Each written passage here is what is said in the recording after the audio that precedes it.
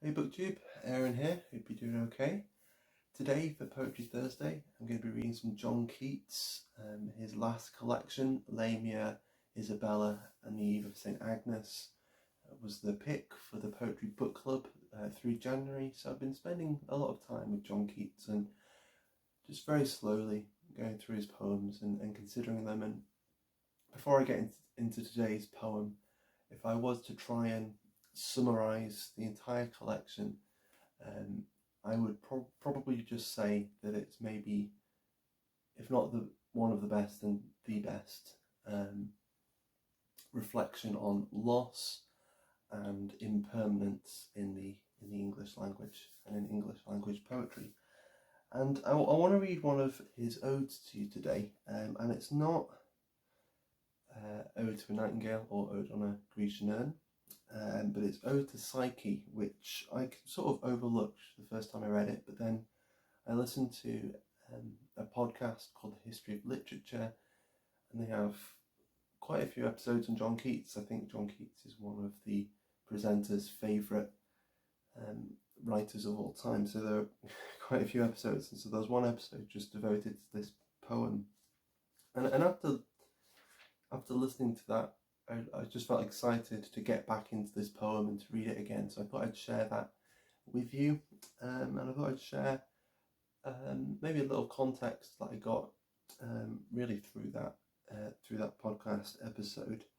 So the first thing is Psyche, a Greek goddess, and in sort of certain myths, so different versions of the myth, but she falls in love with Cupid, who's, I think Cupid's mother has told him to get her to fall in love with some kind of beast, and then she'll die, is the idea, because she's jealous of Psyche. But instead they both fall in love, which is apparently actually where Beauty and the Beast comes from. That's like the inspiration for the original fairy tale. But anyway, so that's sort of one side of it, and then the other side is John Keats himself seeing that Psyche is sort of she's quite low in the rankings of Greek gods, and she's never really had any worshippers, and so this is John Keats saying that he's going to be a worshipper for Psyche. I think that's all I really have here. I think he brings in a bit of his personal life, particularly at the end, which complicates things and just makes it that much more touching. But I think that's all I can say now, and all I can remember. So let's get into it. So this is Ode to Psyche by John Keats. O goddess, hear these tuneless numbers, rung by sweet enforcement and remembrance dear, and pardon that thy secret should be sung even in thine own soft-conched ear. Surely I dreamt today, or did I see the winged Psyche with awakened eyes? I wandered in a forest thoughtlessly, and on the sudden fainting with surprise saw two fair creatures crouched side by side in deepest grass, beneath the whispering roof of leaves and trembled blossoms, where there ran a brooklet scarce espied.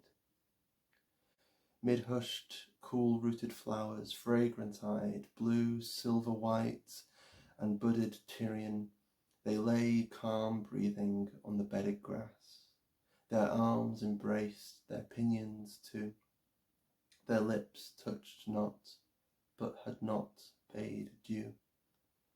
As if disjoined by soft-handed slumber, and ready still past kisses to outnumber at tender-eye dawn of Aurorian love.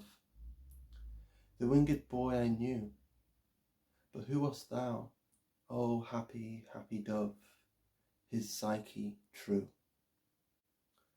O latest born and loveliest vision, far of all Olympus's faded hierarchy, fairer than Phoebe's sapphire regent star, or Vesper, amorous glowworm of the sky.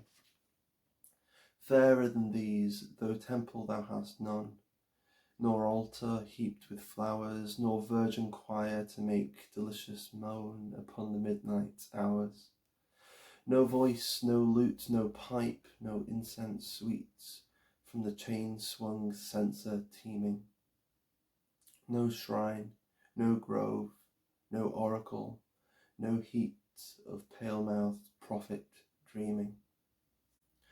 O brightest, thou too late for antique vows, too late for the fond believing lyre, when holy were the haunted forest boughs, holy the air, the water, and the fire. Yet even in these days, so far retired from happy pieties, thy lucent fans, fluttering among the faint Olympians, I see, and sing by my own eyes inspired. So let me be thy choir, and make a moan upon the midnight hours. Thy voice, thy lute, thy pipe, thy incense sweet from swinged censer teeming.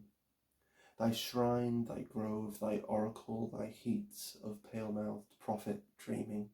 Yes, I will be thy priest, and build a fane in some untrodden region of my mind, where branched thoughts, new grown with pleasant pain, instead of pines shall murmur in the wind. Far, far around shall those dark clustered trees fledge the wild-ridged mountains steep by steep, and there by zephyrs, streams, and birds and bees, those moss-laid dryads shall be lulled to sleep. And in the midst of this wide quietness, a rosy sanctuary will I dress, with the reeds trellis of a working brain, with buds and bells and stars without a name, with all the gardener fancy e'er could feign, who breeding flowers will never breed the same. And there shall be for thee all soft delight that shadowy thought can win, a bright torch and a casement ope at night, to let the warm love in. So there we go, there's Ode to Psyche by John Keats. I kind of feel quite bad that I didn't really give Keats an announcement for really reading him in January, so I'm going to do an announcement, a separate video for the next poet that we'll be looking at for the Poetry Book Club next month in February. I think that's everything for this video. I hope you enjoyed it, and yeah, please let me know if you have a favourite Keats poem, or whether you like Keats or not.